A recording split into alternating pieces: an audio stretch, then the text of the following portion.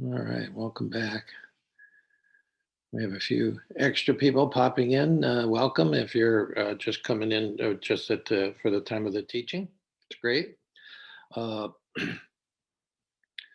we're working on the sort of theme today is the getting the quantum universe and quantum Jesus and his teachings on this. This is going to be a great teaching, not because I'm a great teacher.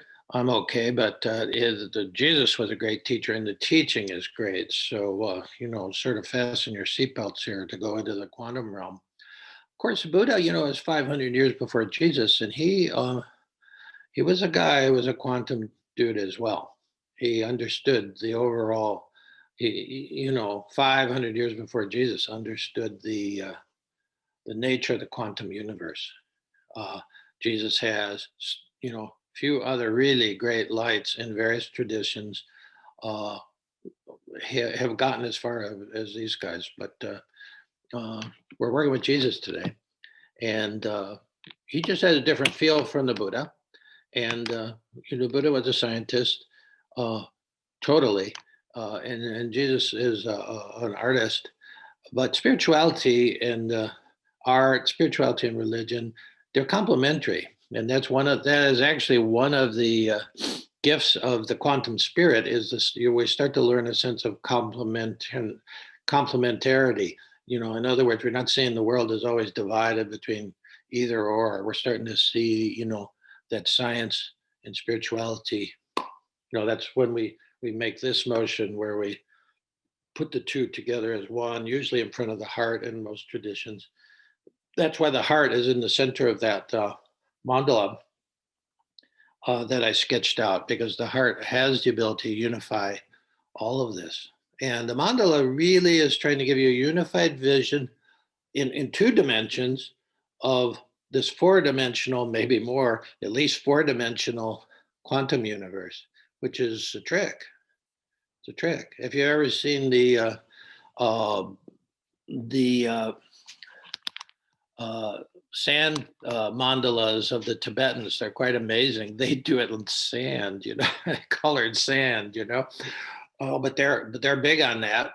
Of course, Jung, the modern depth psychologist in the 20th century, he was big on mandalas too, because mandalas give you a sense of the four directions. That's why they're using a square, but inside the square is a circle. All mandalas you see have that form.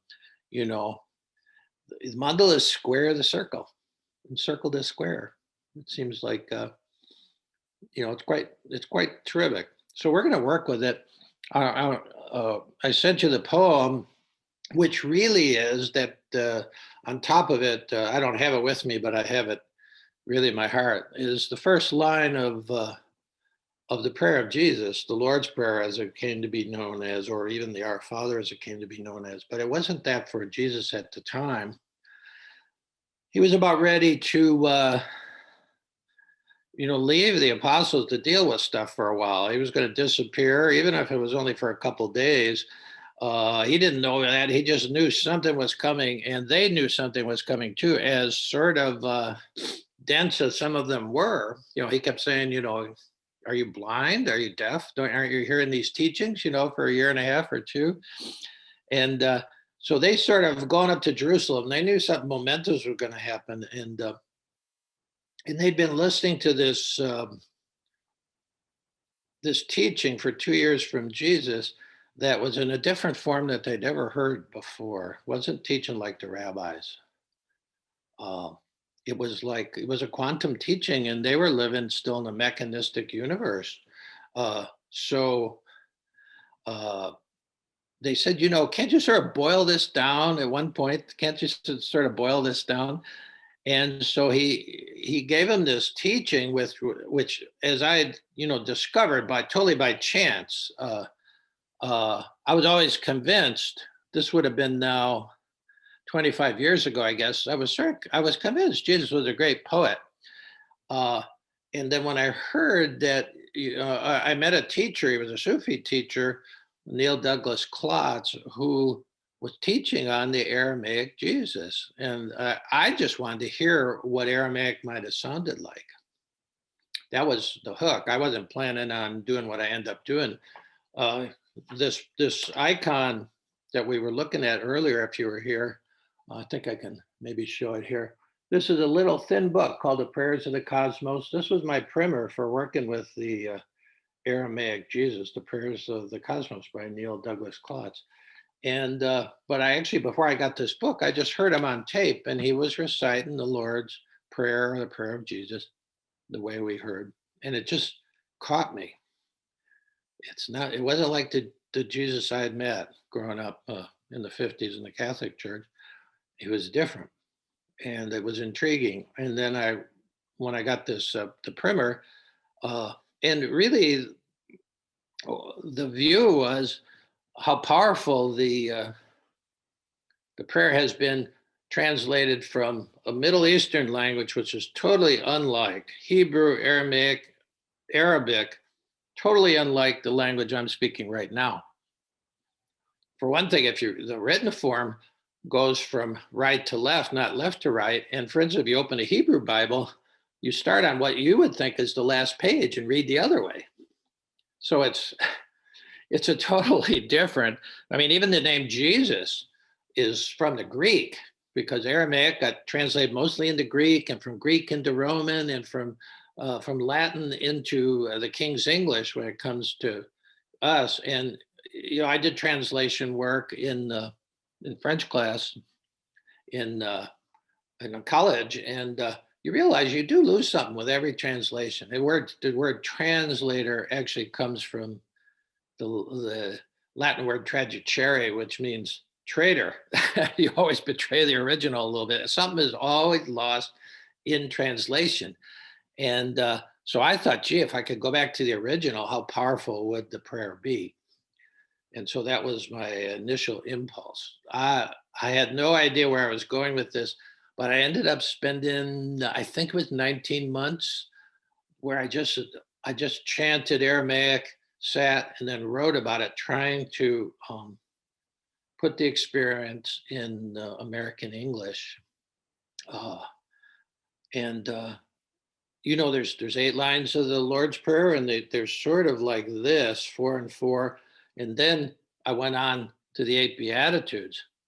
And in the course of doing this work, as I got closer and closer to it, it made its way into me, and on the, just sort of saturated myself with the sound and the meaning. I realized Jesus, the Lord's Prayer really for me is not, and I don't think for Jesus, it was not a unified prayer in the sense of you just rattle it off, Our Father who art in heaven, hallowed be thy, He was given 8 lines or 8 practices. He was a great teacher. He was a real spiritual master, and he knew that this was the essence of how you would get through the day.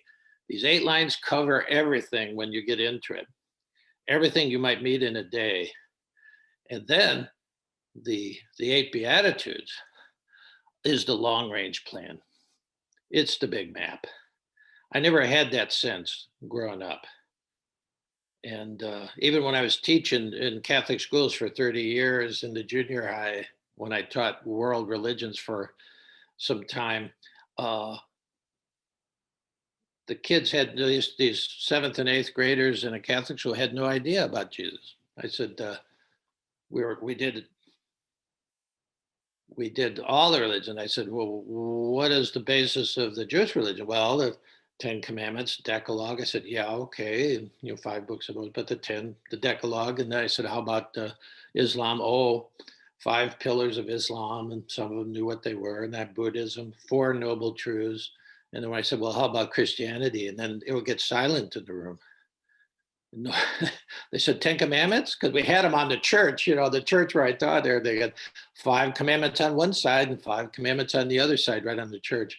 I said, no, been there, done that. Well, how about Jesus? And somebody said, well, how about those blessed be things? And I said, yeah, how about those blessed be? And they said, I said, how many of them are there? And they said, oh, I don't know. There are too many. And I said, they could maybe scrounge up Blessed are the poor in spirit. They get something. So that was about the level. And even to this day, priests and nuns, uh, I put the question, can you give me the Beatitudes in order? As if that Jesus was like random, and they're batting zero. And you can even have leeway on the second and third beatitude, you see, because depending on whether you see it in Matthew or Luke, it flips around. It has a little bit different way to it, but no, so that's a long range picture. How you get through the day is the 8 lines of the prayer we're working with, and we're working really with the first line of it, Avun Devashmaya. Now on the sheet, if you're looking at it, it goes from left to right, but I have a picture over my altar of the first line. It goes from right to left, of course, and that word Avun, which we're going to be like opening up in the rest of the talk, that word Avun is only 4 letters. The BW, the only way you can put it in English is this kind of blend of 2 letters, of Avun. The BW is really 1 letter, so we're looking at 4 letters. I'm looking at them now up on my thing, on my picture over the altar. And so the 4 letters, I want you to arrange them around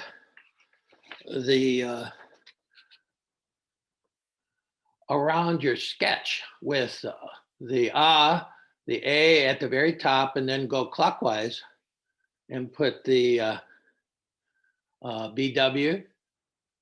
You're going down to the right, or clockwise from the, I guess it is right. Yeah, this is tricky when you're doing it. It's like looking at a mirror sometimes. Then the BW, and the opposite end of the circle is the 2 O's, the U, of U, and then the N sound is at the very end. These are actually, you could check out the Aramaic, each letter, there's 4 of them, and it fits the mandala. He's got all of creation there. He's got the entire quantum universe in 1 word, and he lays it out right away. That's the mastery of this guy. And I learned this from just being in contact with chanting. I was my normal prayer session for now about 18 or 19 months. At one point, when I had my parents here living in the other house, it was like crazy time most days. But I would, in the morning, I changed my practice for almost, a year and a half, year and 3/4, and I would just chant one of the lines of Avun Devashmaya, Avun Devashmaya, Avun Devashmaya. I'd sing it and chant it along with like we were doing, and then I would sit with the vibration of it, and then just write about the experience, and little by little. In most cases, it took somewhere from months to 5 or 6 weeks in each line to actually get in English a rendering of it, a sense of it, a deep sense of it. And I'm still working on this first line. My rendering of it has changed over the years because it's just the quantum universe is changing.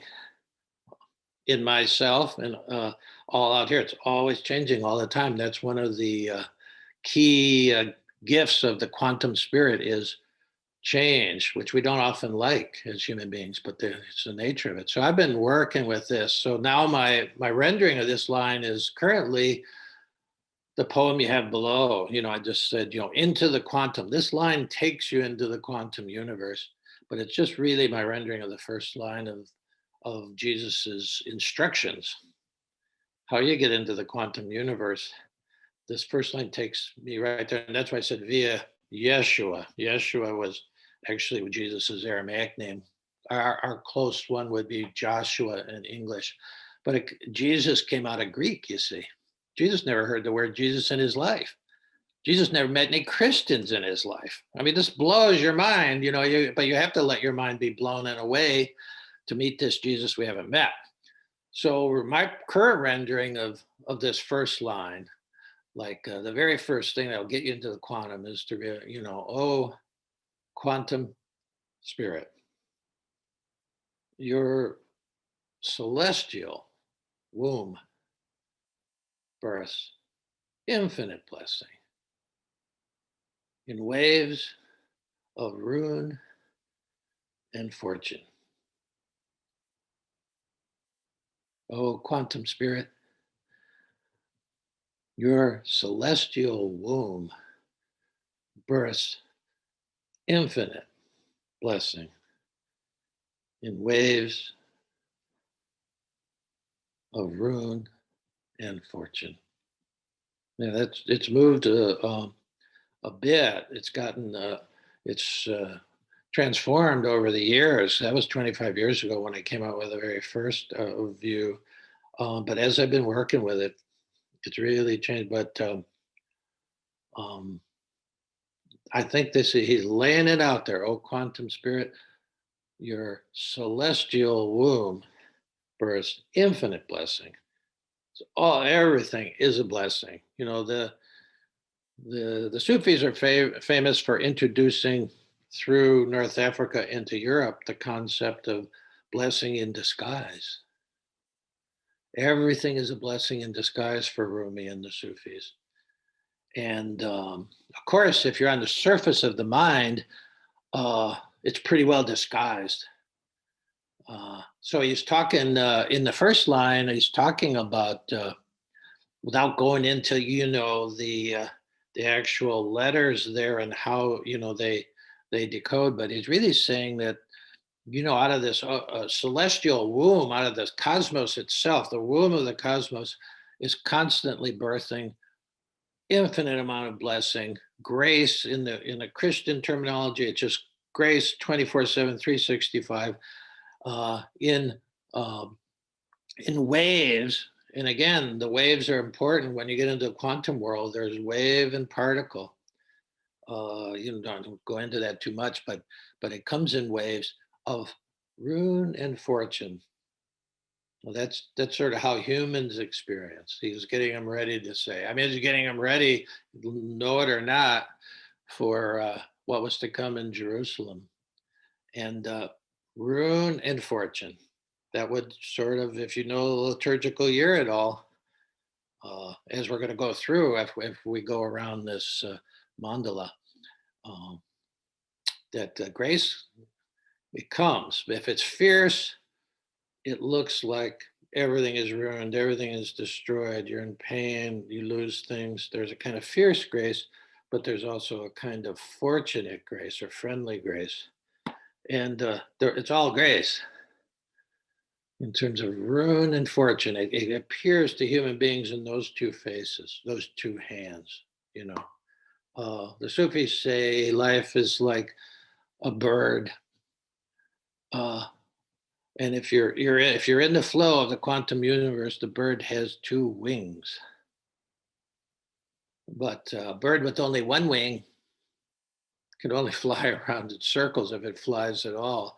And so you have to realize that everything that rises in life is uh, it's one or another form of it's either fierce grace, the ruinous things get ruined, your life goes up in smoke, your marriage, your job, your country, and then fortune, you know. But it's a blessing in disguise, and we're sort of decode that. We're going to sort of decode that.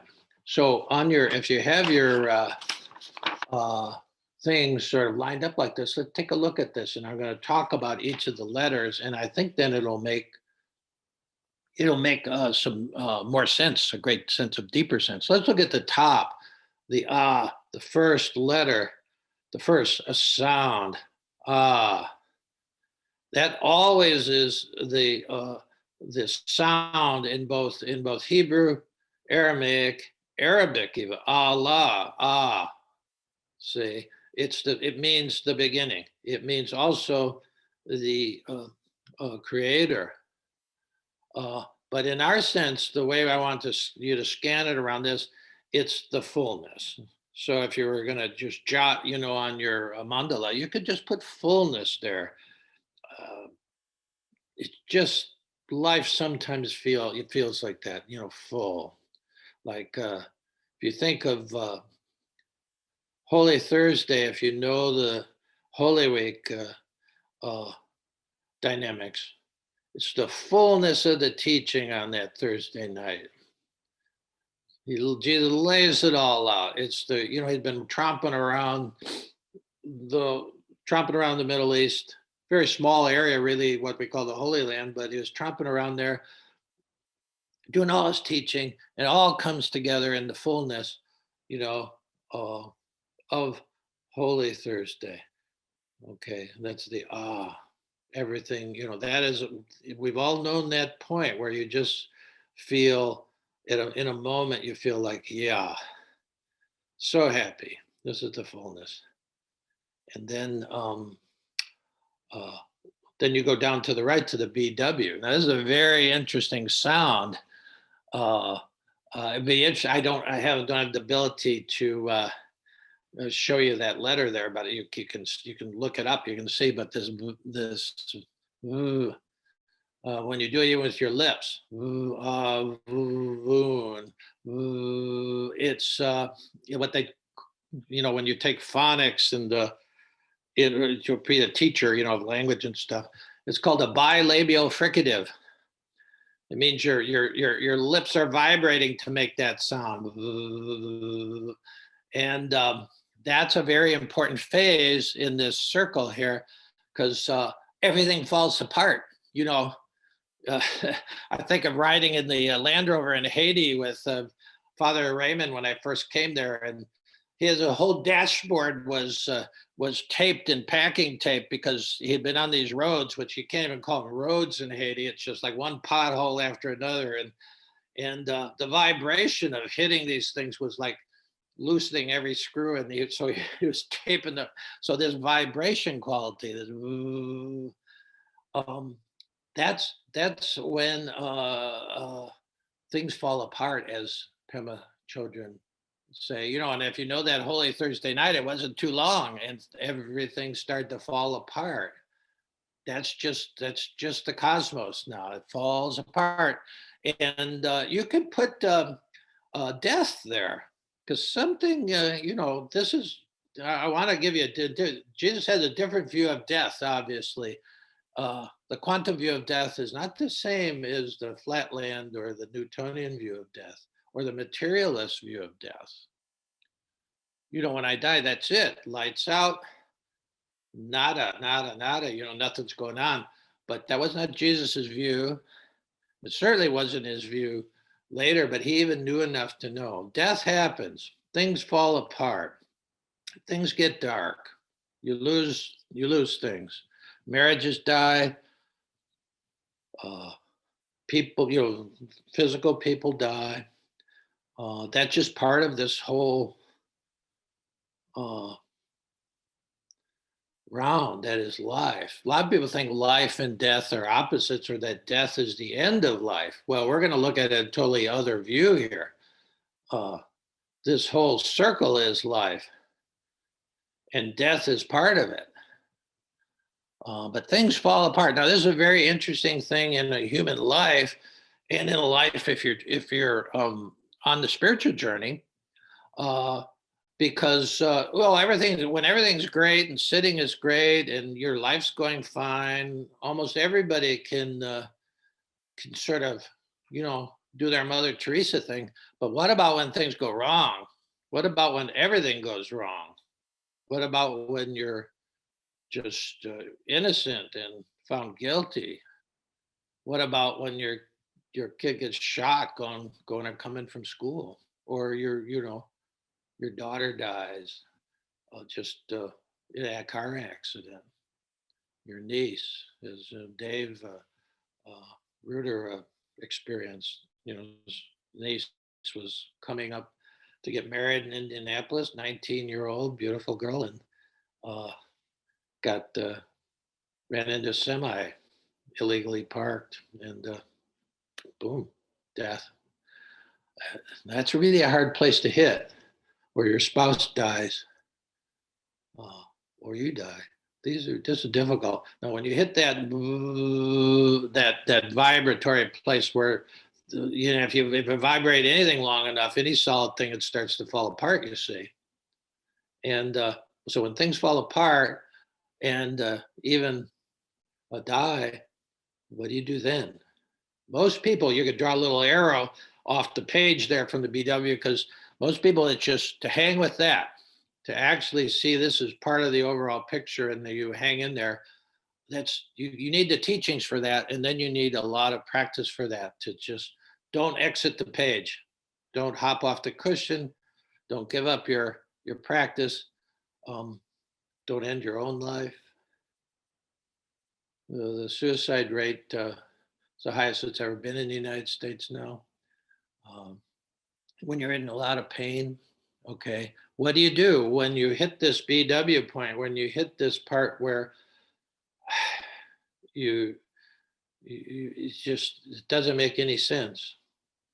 Well, what can you do with that? Well, the very interesting thing that the quantum view is, you keep going, and now you're down to the bottom of the ooh. And you could put down there emptiness.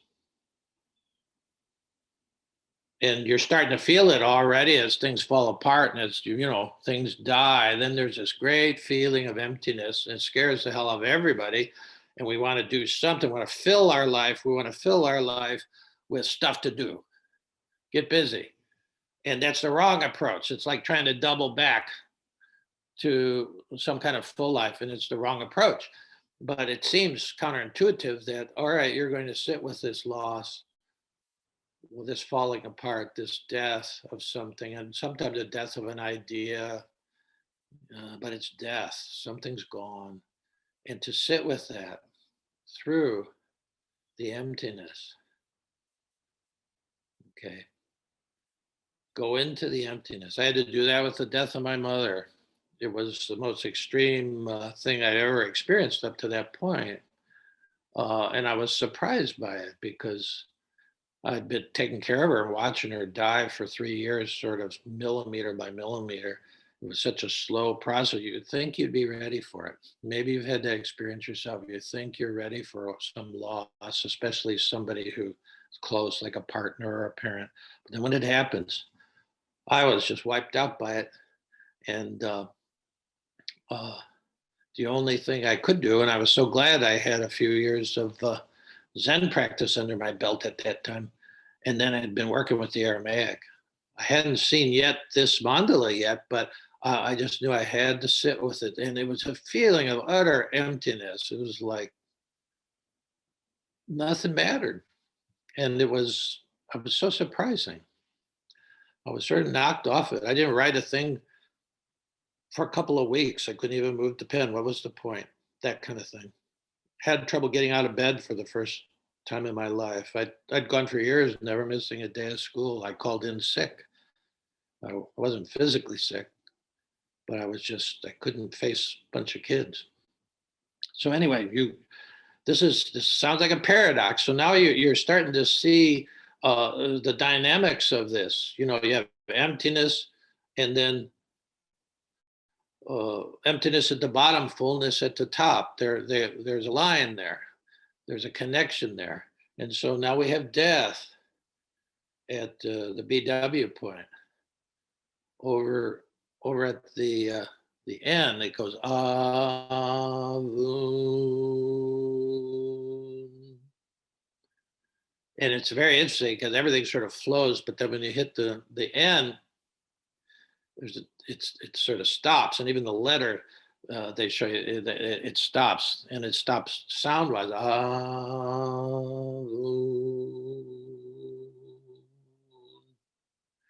And that's birth. Something to do is born if you can keep going with if you don't exit at the death part, and just if you can hang with it, breathe through it. A lot of times I'll just tell people breathe, because that ooh is the breath. You see, it's the exhale, really. If you want to add to your thing, up at the top at the A, it's the inhale. The fullness, you fill your lungs, you see. And then at the U part, we're making when you do pursed lips, you're making a little circle there. So you can experience that sense of totally emptying out. We're going to work with that. We're going to work with that physically. Then something new can come. Something new is born. Okay. So we've got fullness, emptiness, we have death and birth. Again, this right away, it shatters your idea that death is the end of life. It is not. And, you go into a liturgical year and you go into especially Holy Week, which is so interesting because Jesus, if you guys are doing the Enneagram, you find out your Enneagram temperament at the BW point. What you do there, how you bail out of the whole process. That's the point of all addiction too at the BW point, because you really find out what you're addicted to, because we're addicted to taking away the pain, you see. And so maybe it's food, maybe it's sex, maybe it's buying stuff, you name it. Maybe it's self-flagellation, like for one. It doesn't matter. That BW, when things fall apart, you really find out what your temperament is, what your style is. Surface, it's your addictive style. It's how the ego tries to manage this thing. How can the ego manage the loss of a spouse? How can the ego manage the loss of a relationship so important, like your own work falls apart? I was watching Hemingway and the Ken Burns thing, and he was facing the fact that he couldn't put a complete sentence together at the end of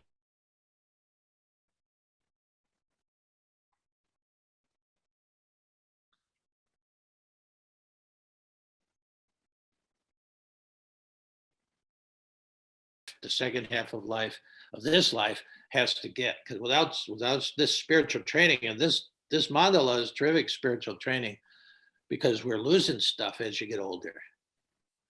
I mean, some people lose important stuff early in life. I taught adolescents for 20 years, 13 and 14-year-olds, and what's it like for a 13 or 14-year-old to have their parents break up and be shuttled around there, or to have one of the parents die.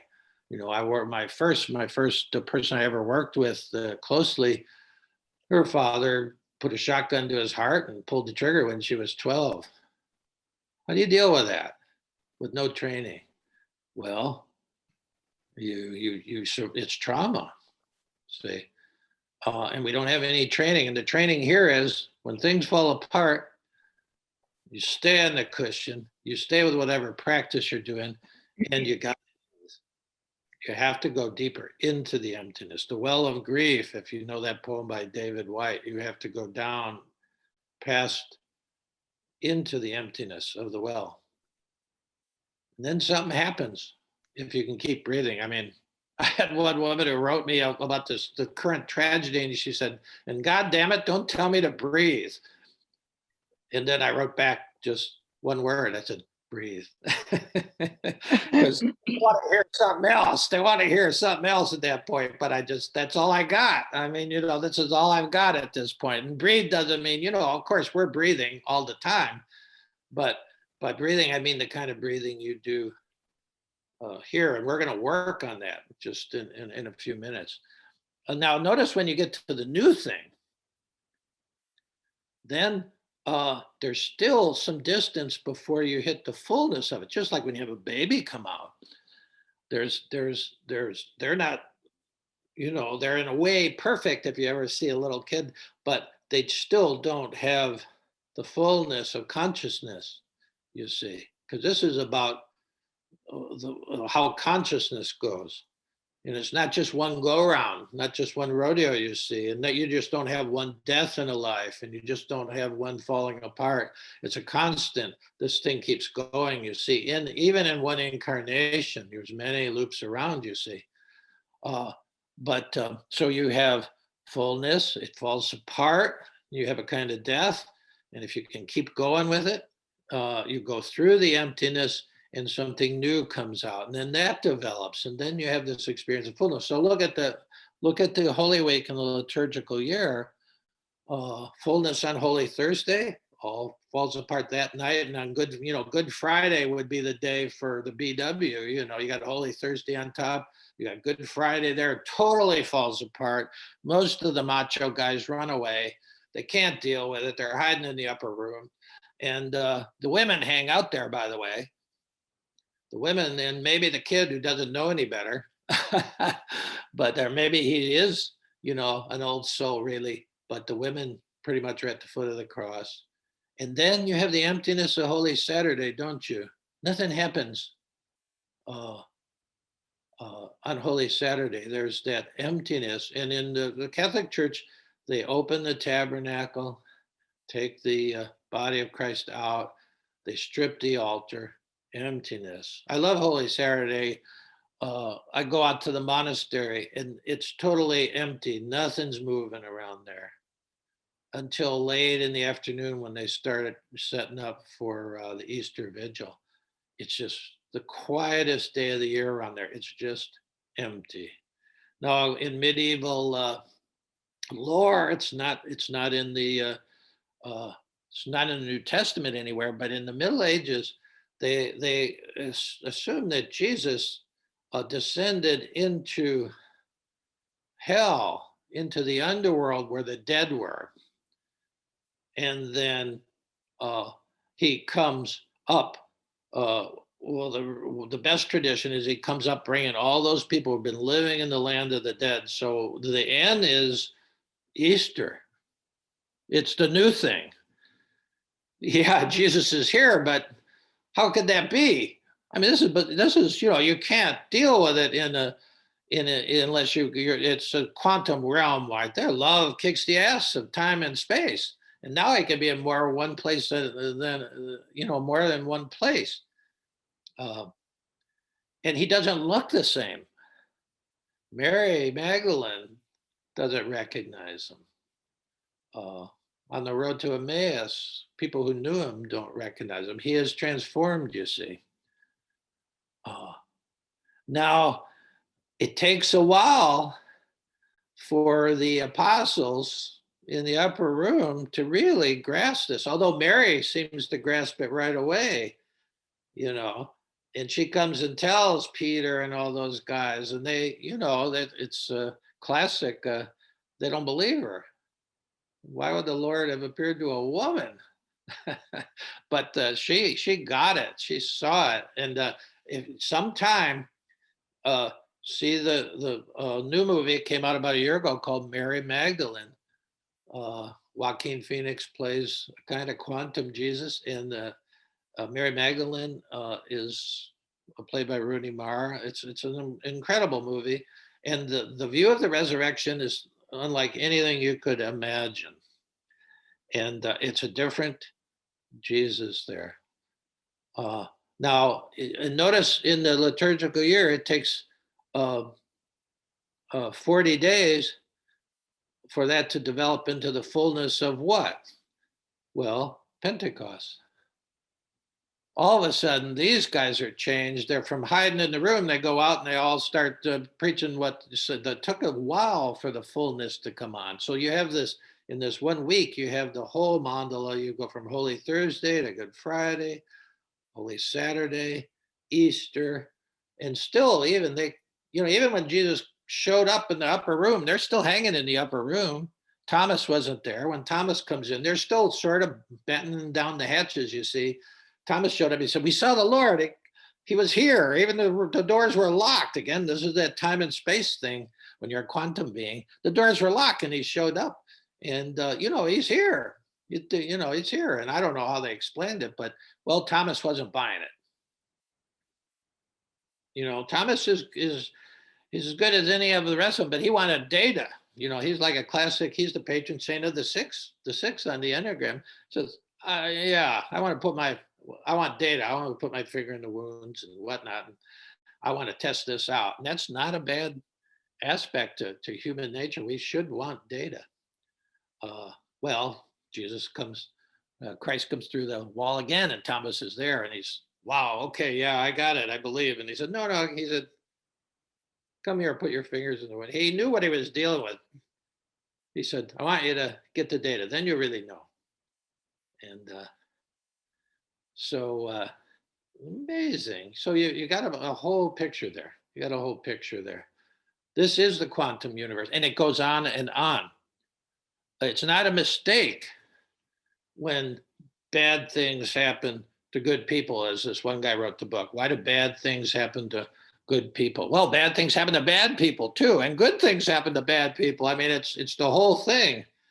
You know, this is how this is the you could say this is God in the most quantum view. This is how the universe is running. I mean, planets out there, they, you know, our sun is at some point going to collapse in on itself.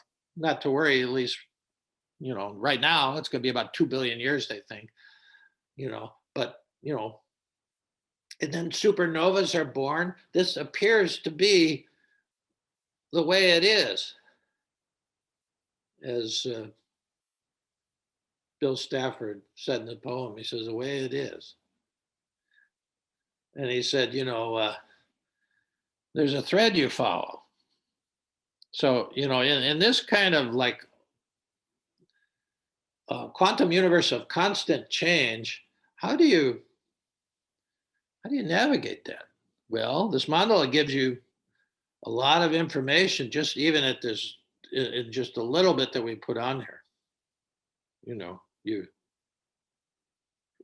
don't bail when things get bad. You realize it's only bad. You know, it's loss, and the loss is just part of the whole thing, just like birth is. You know, you could have, you know, there's death, there's birth, there's wholeness and fullness, and then there's emptiness. And if you only want the fullness, you end up going to be bailing on things. You'll end up being prone to addiction at that point. You know, I hope you really realize that that point is when we grab for something to bail us out of this whole thing. And it's a mistake. You know, understandable. I've done it myself hundreds of times in 71 years, maybe thousands. You do it in the sitting. You're sitting and the sitting isn't going too well. Your mind is going crazy and, you know, you feel all antsy and whatever. You say, oh, what's the point? Well, that's exactly the point.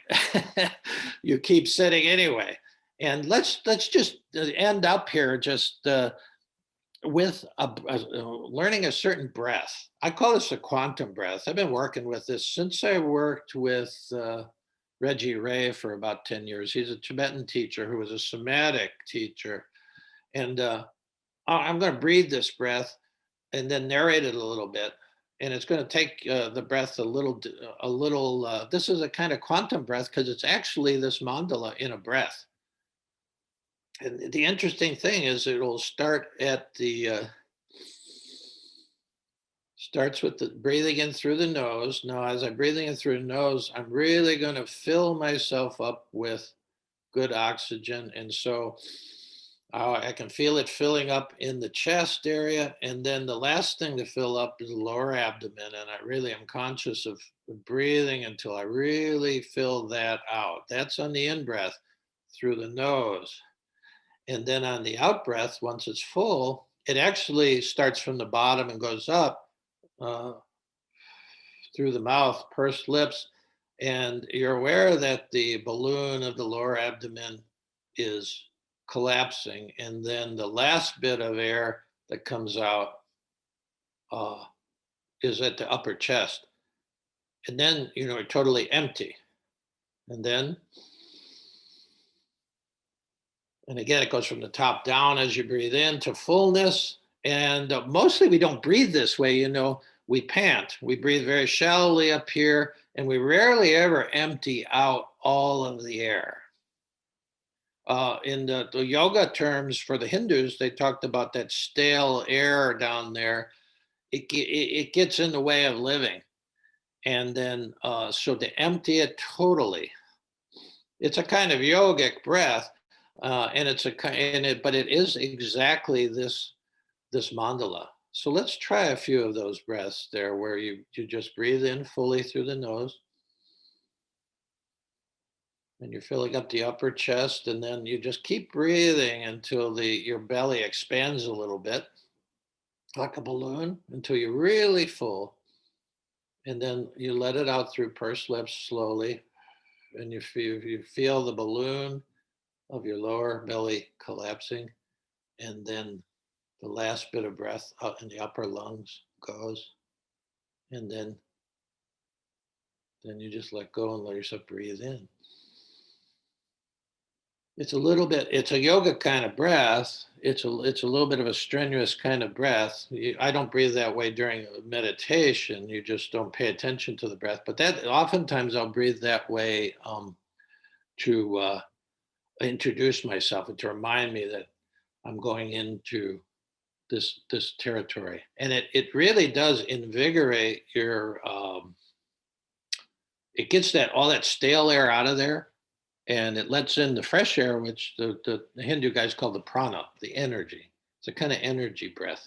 Okay, so we're going to take about 10 minutes, just a break now. In which case you can write a little bit if you want to write about this. Go to the restroom, get ready to come back at 10:15, and we'll do another sit, double sit, and we'll start off with the same of 5 minutes of avun, but we'll if invite you to take it another step and actually chant with the with the choir. That is a whole nother level of vibration, and if it's too much as you chant through for 5 minutes, if it's too much, or if it doesn't, if you just feel a little resistance to the whole idea, that's fine. You can just sit and breathe, or you could just sit and listen. So you got those options, whatever you're up for and ready for today. But we'll come back and do that in about 10 minutes. So meanwhile, you can just take a break. It'd be good to, we haven't had any time for Q&A, and we really don't have time for Q&A because I've covered a lot of interesting points. But just jot down the questions, jot down your impressions if you got a chance. Okay. All right. I'll see you in about 10 minutes.